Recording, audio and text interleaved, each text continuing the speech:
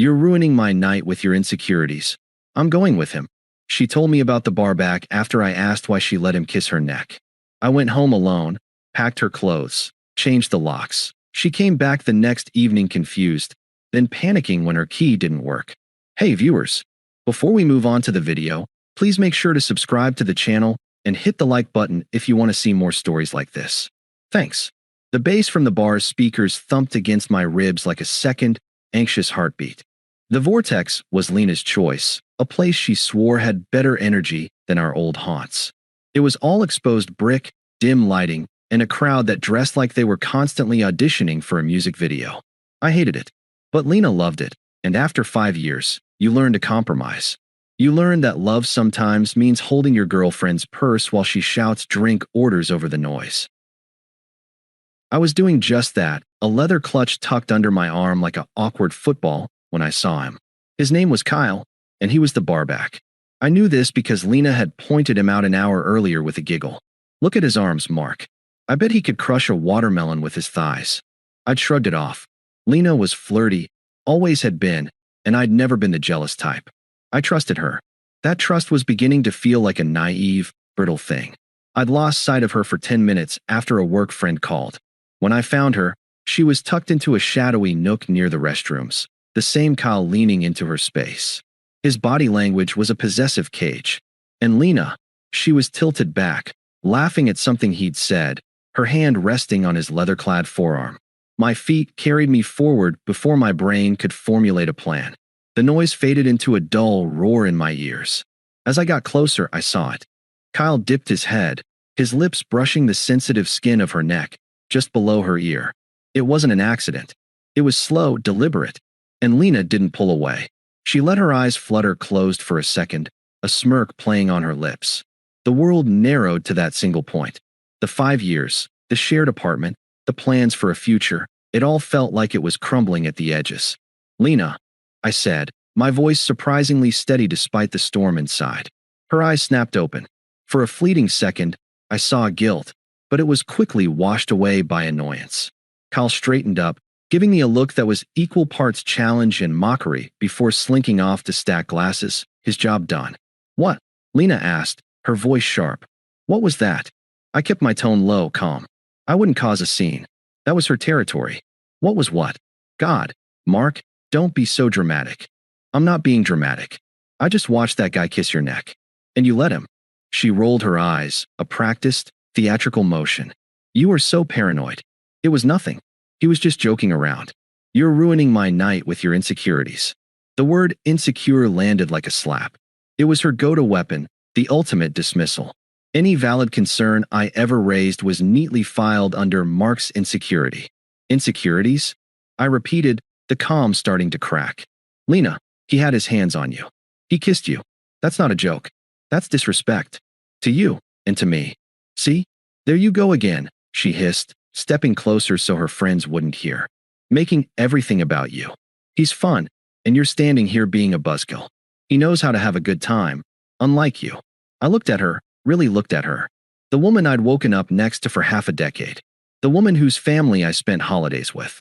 The woman I'd driven to the ER at 3 a.m. when she had a kidney stone.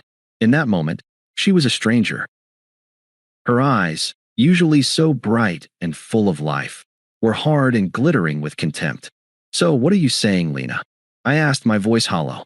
I'm saying I'm not going to let your issues dictate my life, she said, jabbing a finger into my chest. He's exciting. He's alive. You're just safe.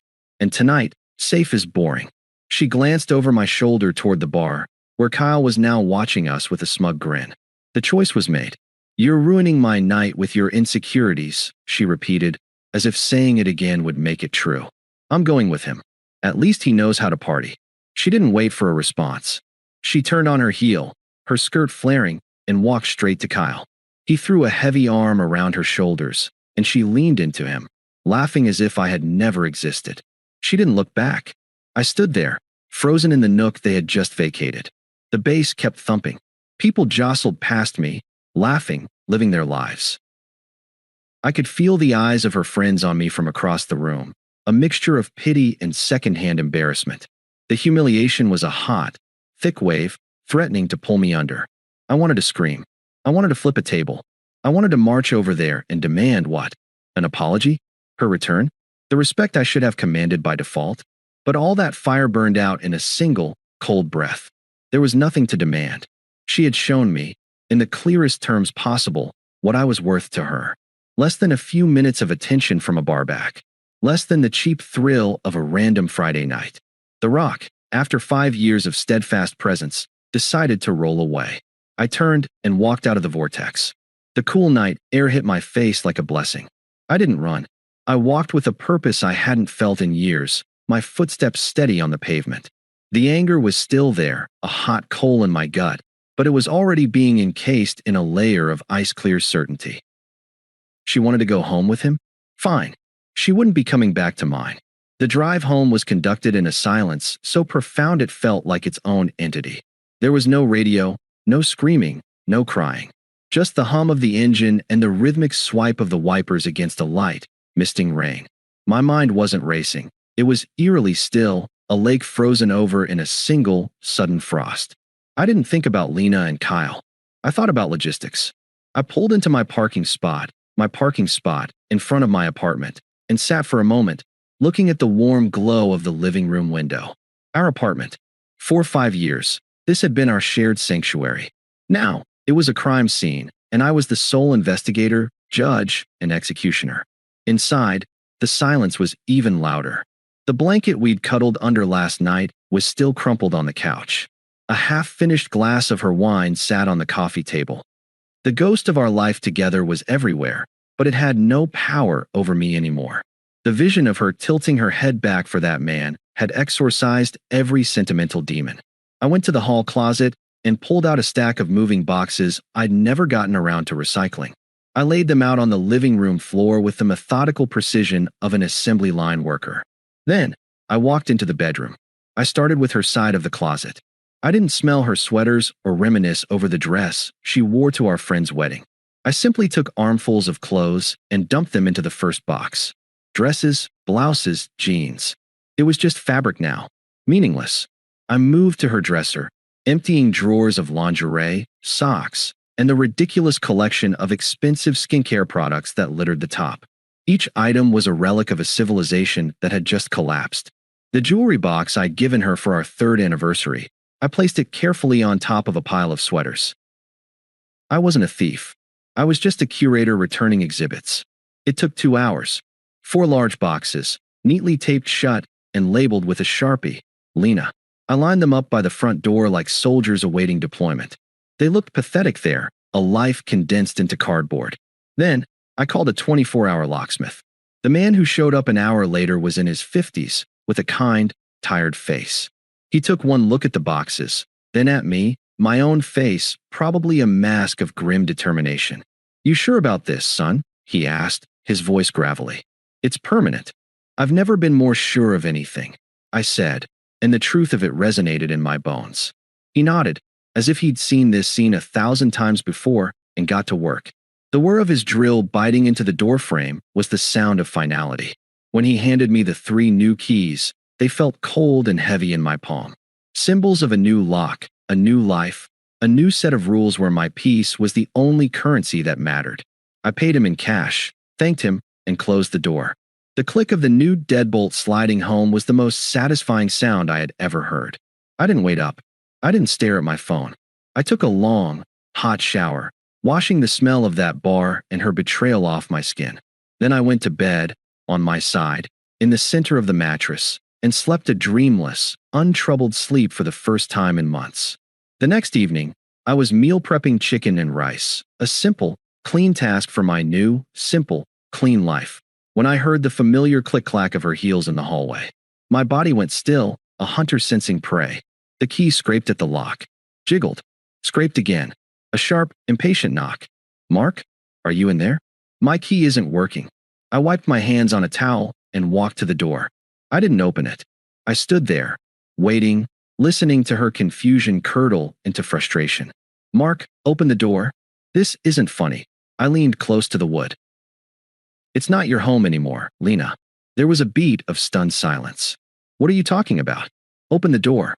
Now, I'm not joking. You made your choice last night. Her voice shifted from anger to a wheedling tone. Come on, baby. Let me in. I'm sorry about last night, okay? I had too much to drink. It was a stupid mistake. I said nothing. The silence was my answer. The knob rattled violently. Mark, seriously, open the damn door. My stuff is in there. Your stuff is in boxes right here, I said, my voice flat. You can have it. Just tell me when you're coming to get it, and I'll leave it outside. This was not the script she had written. In her version, I was supposed to be angry, to yell, to demand an apology, a performance that would still center her, that would still give her the power. This calm, immovable object was something she didn't know how to handle. I heard a choked sob. Please, you can't do this to me. I walked away from the door and back to my kitchen. My phone, on the counter, began to buzz. Then it buzzed again. And again. I finished seasoning my chicken while the notifications piled up. When I was done, I picked up the phone. Lena, 7:14 p.m. Mark, please. I'm sorry. I'm so sorry. It was a huge mistake. Lena, 7:22 p.m. He was a jerk, okay? He left me at his gross apartment this morning and blocked my number. I had to take an Uber home with no money. Lena, 7:35 p.m. You were right. You're always right. I was stupid. I need you. I have nowhere else to go. Lena, 7:41 p.m. Are you really going to ignore me? After everything we had. I love you. Lena, 8:02 p.m. Fine. Be that way. You're really going to be this petty? You're going to throw away 5 years because of one night? Lena, 8:17 p.m. I hate you. I hope you're happy. You're a cold-hearted bastard. I read them all. Each message was a layer peeling back, revealing the hypocritical core beneath. It was never about love, only about convenience. Her final message, the angry one, was the most truthful of all. I didn't feel anger. I didn't feel pity. I felt a profound, settling clarity. The chapter was over. It was time to write the final sentence. I put the phone down, walked to the door, and for the first time since she'd left with Kyle, I opened it. I opened the door to a ghost of the woman I'd known. The carefully crafted party girl from last night was gone. Her makeup was smudged, her hair was a mess, and her eyes were red raw from crying. She smelled like stale beer and desperation. In her hand, she clutched her phone like a lifeline. For a second, she just stared, shocked that I had actually appeared. Then, the performance began anew. Mark, she breathed, her voice cracking as she tried to push past me. Thank God. I've been out here for. I didn't move from the doorway. My body was a barrier. You can't come in, Lena. Her face crumpled. Why are you doing this? I said I was sorry. He was a mistake. He used me and left me. I have nothing. I said nothing. I just watched her, my expression neutral. My silence was a mirror, and she was forced to look at her own reflection. Don't you have anything to say? She shrieked, the anger returning in a flash. Your girlfriend tells you she was used and abandoned, and you just stand there? What is wrong with you? That's not my problem anymore. I said, my voice even. You stopped being my girlfriend the moment you chose to leave with him. What happens after that choice is yours to deal with. The callousness of my response, the absolute lack of emotional hook, left her floundering. She was used to my empathy, my instinct to fix her problems. That well was now dry. Are you happy about this? She whispered, her eyes wide with a new kind of horror. Are you happy that he hurt me? I don't feel anything about it, Lena, I said, and it was the truth. It's just data. You chose a man who would treat you like that. The consequence is that you were treated like that. It's a closed loop. I'm not part of it. This broke her. The anger dissolved into a pathetic, gulping sob. She reached out to grab my arm, but I took a subtle step back, just out of reach. The rejection was physical, and it stung. Please, she begged, tears streaming down her face. I have nowhere to go. My friends are all your friends. My mom, she'll just say I told you so. You're all I have. You're my home. I looked past her, at the 4 cardboard boxes lined up against the wall. I bent down and picked up the first one, heavy with her clothes. Here, I said, placing it on the doorstep in front of her. This is your home now. I went back for the second box. Her pleading turned to bargaining. We can go to counseling. I'll quit going to those bars. I'll block every guy you want. Just let me in. Please, Mark, I love you. I placed the second box on top of the first. You don't love me, I said, my tone matter of fact, like I was stating the time. You love the safety net I provided. There's a difference. I retrieved the third box. The finality of my actions was sinking in, and her panic was reaching a fever pitch. "You owe me," she screamed, her voice echoing in the quiet hallway. 5 years. You don't get to just throw me away like trash." I set the third box down and looked her dead in the eye for the first time since I'd opened the door. The last vestiges of the love I'd felt were gone, incinerated in the cold furnace of my clarity. "I'm not throwing you away, Lena. You threw us away. In a bar, for a cheap thrill. I'm just the one who bothered to take out the garbage." I turned to get the final box, the one with her jewelry and precious things. When I came back with the last box, she was slumped against the wall, defeated. The fight had gone out of her. She just watched me, her face a mask of utter loss, as I placed the final piece of her old life at her feet. "I'll call your sister for you," I said. "She can come pick you up." Her head snapped up. "Don't you dare. I don't want her to see me like this." That, unfortunately, is no longer my concern. I took my phone out of my pocket. "Wait," she said, her voice a broken whisper. She looked at the boxes, then at my face, searching for any crack in the armor. There was none. "So this is it.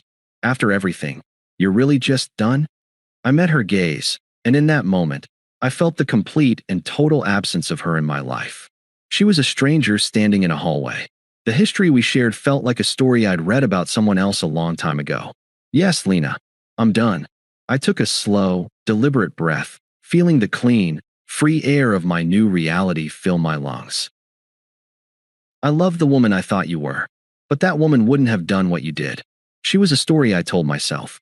"You're just the disappointing ending." I saw the words land, each one a nail in the coffin of our relationship. There was no anger left in her, just a dawning, terrible understanding. She had gambled everything on my weakness, on my inability to let go. She had lost. "I've moved on," I said, and it wasn't a boast, just a simple statement of fact. "You're irrelevant to my happiness now. You have been since the moment you walked away." I took one last look at the pile of boxes, at the shattered woman beside them, and then I stepped back into my apartment. "Goodbye, Lena." I closed the door.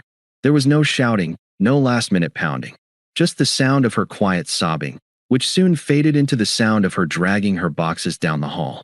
I walked back to my kitchen, to the meal I was preparing for my week ahead. The chicken was marinated. The rice was cooked. Everything was in order. The silence in my apartment was no longer empty. It was peaceful. It was mine. I was free. Thanks for watching. Make sure to subscribe to the channel and hit the like button. What do you think about this story? Share it in the comments.